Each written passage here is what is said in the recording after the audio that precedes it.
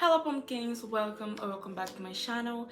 If you are new here, hi, thank you for turning to my video. Please don't click out. I know the background seems a little bit boring, but I have very good information to give you and I want to share my story with you, especially if you are new here in this channel. And if it's not your first time being here, thank you for returning, and I'm sure you also would like to hear my story and Christopher's story, since I've never talked in details in this channel. Hi, my name is Lydia Longa. I'm 21 years old and I have a 5-year-old son who was diagnosed with disabilities early on his life. So let's start saying what Christopher has and breaking down to you. So Christopher has autism, global development delay, pyridoxine deficiency, myopia and esotropia, eczema, and the first diagnosis ever in his life, a rare epilepsy condition. So let's break down and explain to you what exactly mean each of his diagnoses, so that you understand before I go on explaining Christopher's story. So if I look a little bit down, it's because I have a little sheet paper here, so I may look down a little bit because actually there is some facts that I learned today while I was studying and going to Christopher's hospital papers, because he has a lot of them. And this right here is not even half of the papers he has from the hospital. So I didn't speak English back then, and now that I went through and I was looking, I was actually surprised to find some stuff that I didn't fully understand, but now that I know how to speak English, I understand, and it actually does make more sense. And it made me a little bit sad also, because it means more problems that I'm finding out just now. So it's a little bit heartbreaking, but let's explain and let's talk about it. So first of all, we're gonna start speaking about autism. So I'm gonna read out to you and I'm gonna put a screen there so you can also follow me. Autism spectrum disorder, also known as ACD, is a developmental disability caused by difference in the brain. People with ACD find hard to understand people's emotions, find things like bright lights or loud noises overwhelming, stressful, or uncomfortable. They get anxious or upset about unfamiliar situations and social events. They take longer to understand information. And now let's move on to global development delay, and let's see what it tells us. The term global development delay is used when a child takes longer to reach certain development milestone than other kids their age. This might include learning to walk or talk, movement skills, learning new things, and interacting with others socially and emotionally. Pyridoxine deficiency refers to insufficient level of pyridoxine or vitamin B6 in the body, in the brain essentially. The diagnosis of myopia and estropia. Okay, myopia essentially means short-sightedness, also known as myopia. It's very common eye condition where you cannot see objects far away clearly. It's usually corrected with glasses or contactless. Christopher actually used to use glasses, but he broke all of them and he would pull it and it would go back to his face. So the doctors thought that it was actually not a good idea for him right now, and if later on in his life he still not know how to keep the glass on his face, probably we will have to proceed surgery to fix his visions. And esotropia actually means strabismus. I'm not sure if I'm saying this right, but it is when both of your eyes or only one turns onwards or outwards, it's towards your ear, like when your eyes are like this. If you have seen Christopher eyes, and the reason I don't post many pictures of him looking on the camera with his eyes all full like this is because sometimes his eyes just goes all over like right in the corner. And sadly, a lot of people take that as a reason to bully even kids. So yeah. Now let's move on to eczema. Eczema is also a skin condition that is very known, but very I would say there is different type of eczemas, because not everyone has the same kind of eczema or the same ground level. I would consider Christopher in the middle, just because I've seen worse cases of eczema. So let's read it out for you guys what essentially is eczema. Atopic eczema is a common skin condition that causes patches of skin that are itchy, cracked, or sore.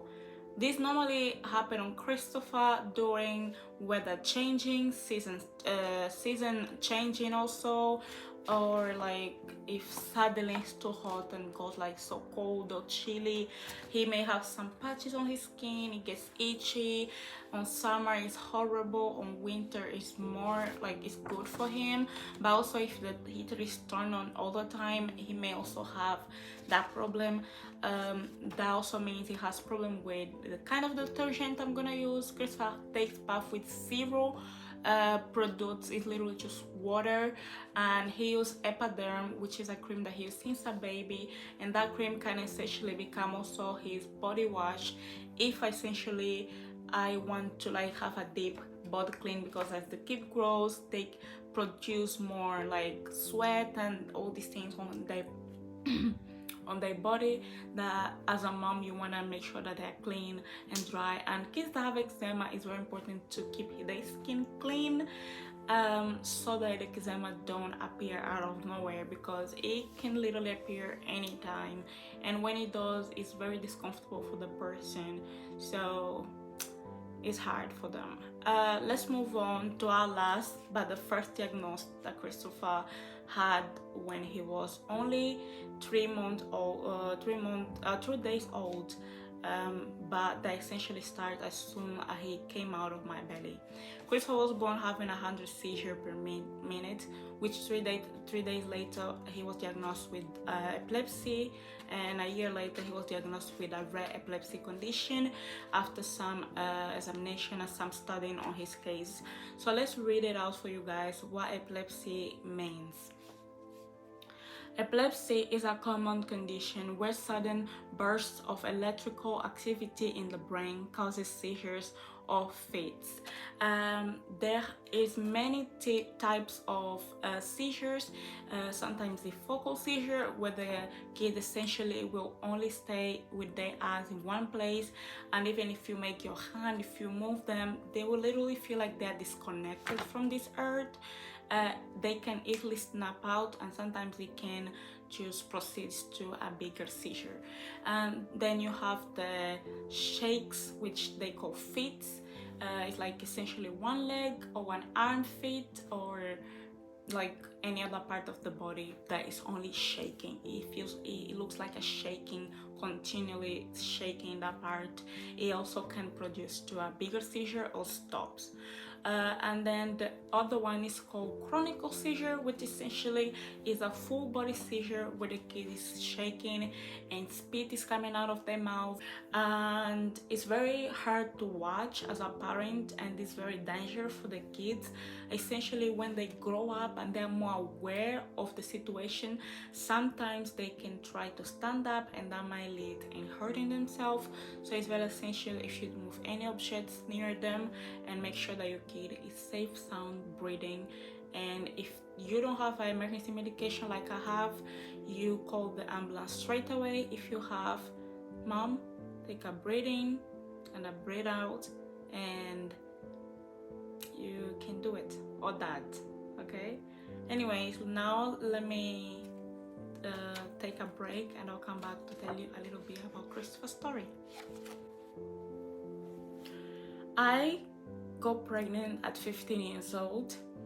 I think if you haven't seen my first video, I'll link in the description below, but I would advise to really listen to this one first, because my English back then wasn't near as good as it is right now, so I don't think it's really understandable what I was trying to explain. So essentially what I was trying to say in that video is that I got pregnant at 15, and my pregnancy was pretty normal. Like, I had a lot of stress, of course, having a kid at 15, and just the scared, and I was always the type, and I still the type, of suffer alone. If I'm suffering, most likely who will know it's God, me, and now that I have my channel, my subscribers. But before I tell you guys, it will stay with me much longer. So while I was pregnant, I felt like many things were my fault, and the way I grew up, the way things happened, just everything was my fault. I got pregnant, I felt guilty, like I was just like suffering inside, and it was such a hard time. But nevertheless, everything was good hospital wise. Like, they told me my pregnancy was going well, everything was well, nothing was wrong with baby. The only thing I noticed that happened is that he wouldn't move too much, like I wouldn't feel him. But they still say he was fine, his heartbeat was fine, everything was good, normal, yada yada. I go straight, let's give a jump to the day I gave birth. I stayed in the hospital a week earlier, but I remember like kind of lying to my mom that I was feeling like pain. But I think it was, I mean, I don't say lying, because before you give birth, especially when it's close, you have this draining contraction. So I think that's what was really happening to me. But the pain was bearable. I was just scared that, in my mind, I thought he would just pop out without me knowing, and he would just fall out of me. So I was scared, so I like kind of exaggerate a little bit. I was feeling much even bigger pain, so I was sent to the hospital. Once I got there, I guess they found some things that made them let me stay in the hospital 1 week earlier, because normally they will send you home even if you are only 15. But since they found out something, they're like, okay, we're gonna keep our eyes on her. So I stayed in the hospital 1 week earlier, controlling Christopher's heartbeat, and literally seeing every minute one mom screaming and giving birth, and me just there kind of thinking, when is my time? Like, when am I giving birth to this kid? Because I'm literally terrified everyone he's screaming, and I don't like this. But then jumping to the day I gave birth, we tried normal birth, nothing happened. So Christopher pooped in my belly, and like his heart started beating a little bit low. I was also feeling very tired, so they moved me quickly to the operation table. I gave Christopher birth by 4 p.m. and when Christopher came out of me, I was tired, I looked horrible. But then my mom, she was actually the one that was with me in the room. She noticed that she was shaking, so she asked, I mean, is he cold? But it's July, guys, and in July in UK, like literally scalding hot, so there's no way like the kid is cold. But then again, my mom is not a medic, so she was like asking, and last thing I know, they take the kid, all day running, people closing up my wound, and I just feel like childless in that bed without knowing anything. A few hours later, they explained a little bit what was happening. I couldn't go to the room see Christopher because I was still, of course, newly operated, and the bed that I was in can't go on the ICU, so I couldn't really go, and I don't think it really calls ICU, intensive care. I don't think it's ICU, I don't know where I took that word from, but I couldn't go in the intensive care. So essentially I just stayed in the bed crying and think that I was gonna lose my kid. Which 3 days later, they actually told me that if Christopher didn't stop fitting, because he was having the 100 seizure in 1 minute, guys. But it was literally shaking a lot. It's a lot, guys. 100 seizure in 1 minute is a lot. It's a lot. It means the kid is constantly fitting. His brain movements were weird. Like, it was just a constant seizure. And if you don't know, constantly movement on the brain can cause brain problem, and they were like, after 3 days, if he doesn't stop, you will have to make the hard decision of literally kill your son.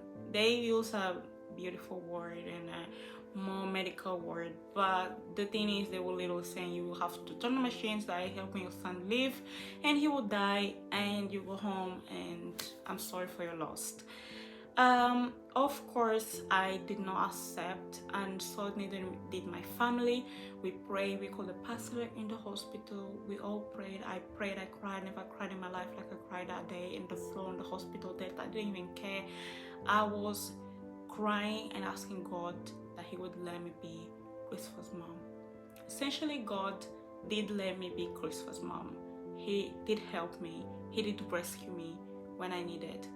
And from there it was just hospital visits, many seizures, many hospital seizures, seizures and going to the hospital, many ambulances and everything. So now that Christopher is bigger, and when he was like 3, 2, we started noticing some behaviors and some way of reacting to different sound, lights and environment. And my mom suggests me, like, I think he has autism, but like I don't want to scare you or anything. I think it's better if you talk with your doctor. So I talked with my community doctor, which happens that this community doctor is also a sister in the church. So I talked to her in the church and she said, okay, I'll call you and we'll make appointment, because I may know you, but we still have to go to a procedure. So that's what we did. We did have the appointment, and later on she did she did put us in the waiting list to meet with epilepsy or the autism team. So we did that. The results came out and Christopher was, yes, diagnosed with autism. It wasn't like a shocker because I kind of already knew, because like the way he would behave, it wouldn't make sense for the definition of epilepsy, right? Even for the definition of global development delay, it wouldn't also make sense, because global development delay, as it says, the kid just takes way longer to learn things, and some areas are delayed, like, or some of them may be like he's 1 and behaving like a 3-month-old, and some of them is like on the right level. It doesn't mean everything is delayed, it's just some areas just goes like, and it's different kind of delays, you know. So for Christopher, I would not like everything on him was delay, his speech, and he would just be upset when we were like in public, and that has nothing to do with delay. So something was wrong, and that's when we found out that he has autism. So everything just made more sense why he was acting this way. And now that he has autism, what do we do? We still haven't got like much help from the autism team, because it's just been recently that he was diagnosed with. But having a kid with autism, it is hard. Having a kid with any disability is hard, and when your kid just has like multiple disabilities, it's like when they learn something, especially epilepsy, is the worst of them that Christopher has, because even with autism you can still learn something and keep that learning. But when you have epilepsy, if you have a big seizure, you can forget absolutely everything that you have learned all this time, and you have to start learning from the beginning. So it's like your kid is growing, and then he gets to a point that he forgets everything because of the seizures. So it's very important that we keep seizures in control so that don't happen. But that also means the longer you keep the seizure, the longer you prevent the seizure, when he has a seizure, it's gonna be a big one, and he's gonna be or have more losses than ever. So it's hard, guys. I wanted to make this video more cute and sit and talk with you guys in a more entertaining background, but something happened today that really, like, it always happens, but you know when it's always happened, but that day they're just trying to enjoy your time and it happens again, and you just feel like really, like, really. So Christopher still wears nappies for the many reasons I just explained here, and that's not even the problem, you know. I change his naps, it's not a problem. He's not that big of a kid that is like a struggle, and like it's still a struggle because he goes around too much, but it's still okay. He's 5 years old, okay? It's not like he's like 14, like he's 5 years old. But then there is many situations with Christopher where he will take his nappy and poo in the floor. Like, I'm gonna put some image right now for you guys, and I'm gonna blur it a little bit. If you don't wanna see it, I would advise to skip like 10 seconds. So you guys saw those images. Like, they are pretty disgusting, even though they are a little bit blurry. And it's not the first time. He literally just poop, and then if he just pooped there and I would like go and grab the poop, would be fine. But then he poops and he touches on the poop and he puts on things and is on the carpet, and like there's those days that you're just like so tired and feeling miserable already, and when your kid does that, it just makes you feel even tired and even like furious. I'm not even gonna lie and put beautiful words here, because having a child with disability, people normally tend to say, oh, you don't understand your kid, oh my god, you don't understand him. Like, it's not about not understanding him. The thing is, kids with autism especially, they don't understand your feelings. It's not that they don't care, they don't understand if you are happy, if you are sad, and even what they did that is wrong, they don't know. So normally, as a human being, when someone does something that upsets us, we want this person to validate our feelings. But with kids with disability, they won't validate your feelings, because they don't know that they hurt your feelings, and they don't even know that what they did is something wrong. Like, they literally live in a life that they don't even care what other people think. Like, imagine a person that lives and gives zero care about what everyone thinks or does or whatever they do around them. They don't care. Like, they just are free spirit, like they call. Autistic kids are like that, but even worse. Like, worse because they don't understand the things that they are doing. Like, if you're hurting other people, if make other people uncomfortable, they don't know. So multiple times Christopher does that, and even if I try to explain to him, even if I tell him, even if I scream, even if I cry in front of him, he will just move on. Like, he'll keep playing, doing his things. He don't care. He don't care. Like, literally, he don't even know that he's not caring about the thing, because he doesn't even know that he did something wrong. So it's very hard to educate a kid like that. It's very hard to explain to a kid like this, because they don't understand. And it's very hard for us as a parent, especially when other people think that you don't understand your own kid. Sometimes it's not that I don't understand my kid, or sometimes it's not that you don't understand your kid. Sometimes you do understand them, but then you know that whatever you do, you probably won't be able to satisfy the need that they're having right now. So you just let it go. If they're screaming, you just let them scream and continue doing what you're doing, because you know they're safe, and you can really do anything to explain to them, because they won't even understand why you can give to them right now. So it's very hurtful when other people around you say, oh, you just don't understand him or her, and just feel like, all right, like, you don't understand, then you go ahead and do it. Because I've been with my kid the whole time, and I'm sure I understand my kid better than anyone, you know. So it's multiple things that is hard having a kid with disability. And I'm not gonna lie, I love Christopher, but it's very hard being Christopher's mom. It's very hard taking care of Christopher, and it's extremely hard just being a mom in general, in every sense, because even if your kid don't have disabilities, it's just hard being a parent. But on top, when they have not only one, not two, not three, but 4 or more disabilities at once, it's like you just feel like when you're trying to deal with something, with his epilepsy, autism get in the way. You're trying to deal with the autism, global development, and gets in the way. You're trying to teach with, like, helping him with his global development, but then you remember that he has esotropia and myopia, which means like having his eyes pointing or looking to his nose, and having difficulty see things in distance. So you just think, come on now, you want to feed him, and then you remember that he has autism, which means that he has liking to different textures, and that essentially they had to put him a feeding tube, and you have to feed him on that. It's hard, guys.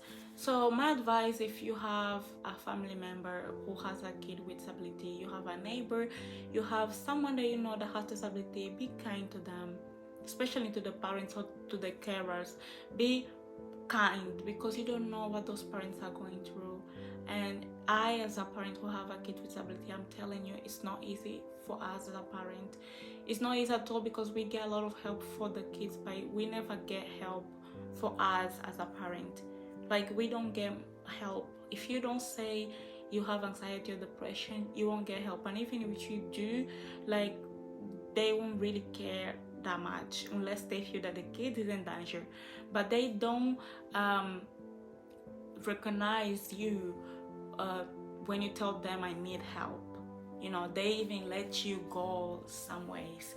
So I guess parents that have kids with disability normally get depressed or anxious or have all these bad feelings on them when people around them are judging them, because you already have your kid that is so hard to deal, and when people outside are kind of judging you or telling that you don't know how to understand your own kid, or telling you how to deal with your kid when they don't even have kids with disability, like, those things make the parents hurt.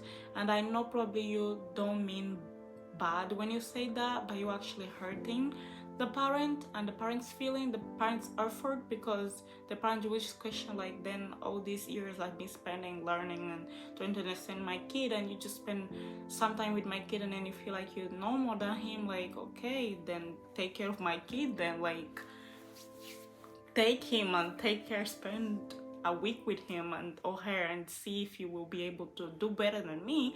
And if you do, then let me know your strategy, because I've been trying for much longer, you know.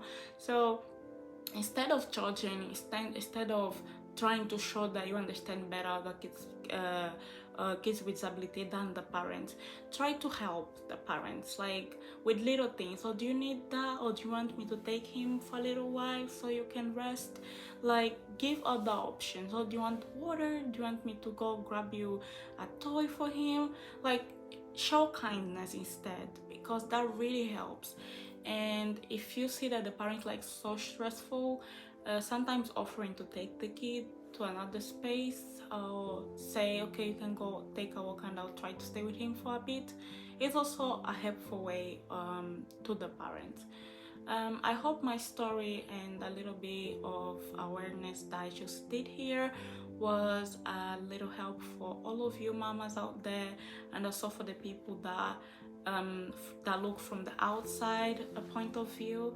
I hope you liked this video. If you did, please don't forget to subscribe, because in this channel we do all about motherhood lifestyle, hospital or health, whatever you like to call, and home related videos. I love you, pumpkins, and I'll see you in the next video. Bye bye.